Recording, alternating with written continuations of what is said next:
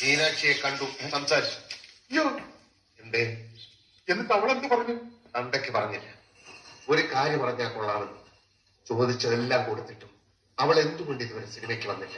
അല്ലാതെ ഇപ്പോ ഉരുണ്ട് കളിക്കാൻ നോക്കിയ ഒട്ടൻ ഇപ്പൊ നിന്റെ കൈ രണ്ടും തല്ലിച്ചതയ്ക്കും. അതെ, താങ്കൾ ഇനി ഞാൻ എല്ലാം തുറന്നു പറഞ്ഞു. അവളൊരു പുതിയ ബന്ധത്തിലേക്ക് ചാടിയിരിക്കുക. അതേ ഷൺമുഖൻ, നന്ദി കടല്ലേ അവള് കാണിച്ചത്. അല്ല, ഒരു കണക്കിന് അവളെ കുറ്റം പറഞ്ഞിട്ട് കാര്യമില്ല. സുന്ദരൻ, സുമുഖൻ, ഈ നാട്ടിൽ ഇതുവരെ ആരും കാണാത്ത വേഷങ്ങൾ. ഏത് പെണ്ണും വീണു പോകും. താനൊന്ന് തെളിച്ചു പറയണോ? അതേ ഷൺമുഖൻ, ആ പട്ടാളക്കാരൻ വിരിച്ച വലയിൽ ആ പാവപ്പെണ്ണും കുടുംബം വീണിരിക്കുക. ആ വലയ്ക്ക് പുറത്ത് ഒരൊറ്റ ആളേ ഉള്ളൂ. ഷൺമുഖനോട് നന്ദിയുള്ള മനുഷ്യൻ, മീനാക്ഷിയുടെ അച്ഛൻ, പിന്നെ ഞാൻ. അപ്പൊ ഇനി എന്ത് ചെയ്യും? അച്ഛനെ നമ്മൾ ഒന്നുകൂടി മുറുക്കി പിടിക്കണം. ആ പട്ടാളത്തെ എത്രയും പെട്ടെന്ന് അവിടെ കെട്ടിക്കെട്ടിക്കണം. മീനാക്ഷിക്ക് വേണ്ടി ഞാൻ എന്ത് കടുകയും ചെയ്യും.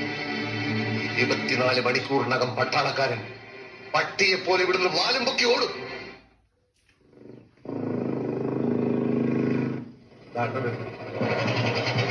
അവനകത്തോട്ട് പുറത്തു പോയിട്ടില്ല. ചോദിക്കാൻ പറയാൻ നിൽക്കണ്ട. കേരള തല്ലുടണം. കാലിന്റെ വെട്ടിക്കളയാൻ കിഴങ്ങ. കാല് വെട്ടിക്കളഞ്ഞാൽ അവനെങ്ങനാണ് ഈ നാട്ടിൽ നിന്ന് പോകുന്നത്? അവനിവിടുന്ന് ജീവനും കൊണ്ട് ഓടണം. അത്രയല്ലേ വേണ്ടു? കലം വിട്ടില്ലെങ്കിൽ നിന്നെ കൊന്നു കുഴിച്ചു മൂടും തെണ്ടി എന്ന് പറഞ്ഞ് ഞാൻ അവനെ വരച്ചു. അവൻ വല്ല ചൊറിയുന്ന വർത്തമാനമായിട്ട് വന്നാൽ അപ്പൊ ഞാൻ വിസിലടി. നിങ്ങൾ കൂടെ അകത്ത് വരുന്നു, അവൻ ഇടിച്ച് കലക്കുന്നു, വല്ല ഗുഡ്സ് വണ്ടിയിലും ഇട്ട് അതിർത്തി കടത്തും. ഓക്കെ, എല്ലാം പറഞ്ഞതുപോലെ.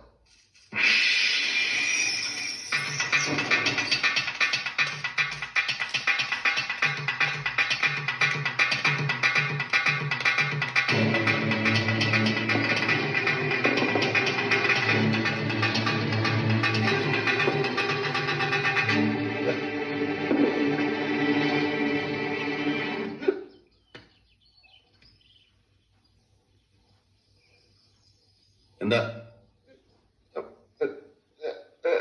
തീപ്പെട്ടി ഉണ്ടാ? തീപ്പെട്ടി? ഇല്ലേ, വേണ്ട, ഓട്ടെ.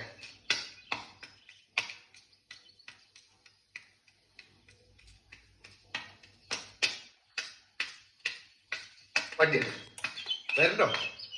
ഞാൻ വരണ്ടോന്നുമില്ല. പട്ടാളം വരണ്ടോ?